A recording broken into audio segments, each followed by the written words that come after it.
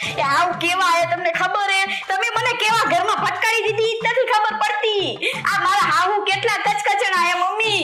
મને હરખું ખાવાય નથી દેતા. ક્યારેક ક્યારેક તો મને એમ થાય કે હું એને કઈક વસ્તુમાં ઝેર નાખીને ખવડાવી દઉં.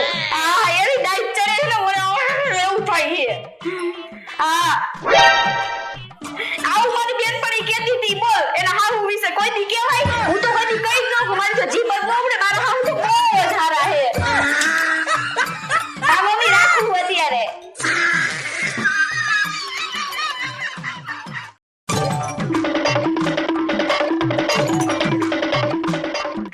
એ મમ્મીજી હું તમારા માટે એક મસ્તની ખબર લાવી.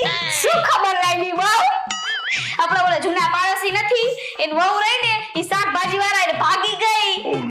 હા કઈ ખારી ખબર લાવ ને કા પેલા તો નવી આવી ત્યારે તમે મને એમ કહેતા હતા ને કે એની વહુ તો બહુ જ હારી ને એના જેવું બનાય ને ઈ કેટલી ડાઈ હે. તું તો કેટલું બોલ બોલ કરે છે ને તો બહુ વખાણ કરતા હતા ને કા હવે બોલો ને હવે કા કઈ બોલતા નથી.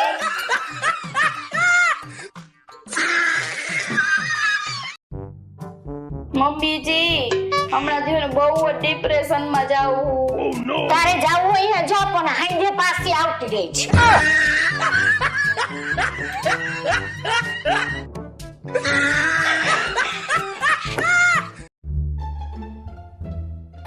એ મમ્મીજી જલ્દી મને 2000 રૂપિયા આપો ને.